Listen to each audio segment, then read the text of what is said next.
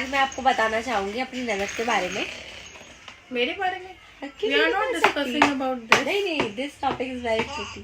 Okay, discuss anything. I don't mind. क्यों नहीं पसंद आपको कि हम आपके मुझे बारे डर में लग बात रहा है। करें? नहीं, मजा आने वाला है। ननद के बारे में सामने बोलना किसी भाभी की हिम्मत की बात है। आज मैं अपनी हिम्मत दिखाऊंगी और हर उस भाभी को मौका दूंगी कि वो अपनी ननद के सामने बोलने के लिए हकदार रहे।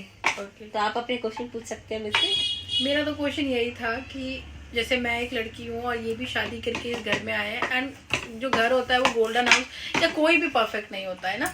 नहीं। तो इतने सारे इश्यूज जो हम फेस करते हैं, जहाँ पे मैंने कितने वीडियोस देखे जहाँ लड़के भी लड़कियों से परेशान है या बहुत सी चीजें हैं, तो मुझे पेशेंस सबसे बड़ी प्रॉब्लम लगती है। तो उस मामले में मैं आई थिंक इन्हें या मेरी मम्मी को, मैंने इन सबको देखा, मेरी बहन को देखा, they have lot of patience inside. तो मेरे को ये जानना है कि जैसे इस घर में आप आए तो ऐसा कौन सा एक्सपेक्टेशन आपका सबसे पहला या एक एक्सपेक्टेशन था जो आपको पता चला कि फुलफिल नहीं हो सकता, या वो जो मैं चाह रही थी वो नहीं हो पाया, ऐसा क्या था? देखो, जब मैं पहली बार घर आई तो सब कुछ मेरे लिए एकदम नया था, नए लोग ये लोग।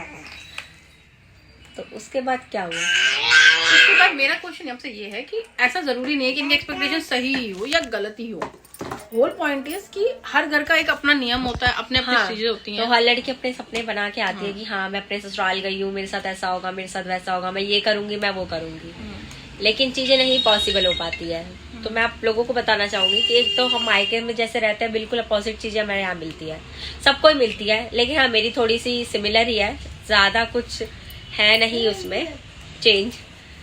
यहाँ पे मुझे मतलब कह सकते हैं सासू माँ में मैं नहीं कहती, मम्मी को मैं कहती हूँ कि हाँ माँ हो, क्योंकि मेरे को एकदम इन्वायरमेंट चेंज मिला। जैसे मैंने लोगों के बारे में सुना है सासू माँ बड़ी डेंजरस टाइप की होती है, नहीं लिटरली कि हाँ बहू को एकदम ऐसे टाइट करके रखते हैं, ऐसा कुछ नहीं है। और जैसा फादर इन लॉ होते हैं कि हाँ वो बहू ये करना है, एक टाइम पे खतरनाक होते हैं, मॉर्निंग के टाइम। हाँ वो कभी कभी तो जब एक बार से ज्यादा चीजें हवा में ऊपर चली जाती है, नहीं होती है। खतरनाक नहीं कह सकते, वो अच्छी ही चीजें सिखाते हैं। वो ऐसा नहीं है गलत चीज बता रहे हैं, वो अच्छी चीज बता रहे हैं। हाँ लेकिन वो थोड़ा लेवल जब अप हो जाता है तो हमें भी नहीं समझ आता कि हमारे साथ क्या हो रहा है। और सुबह सुबह नींद में तो किसी को भी कुछ याद नहीं रहता कि उसके साथ हो क्या रहा है।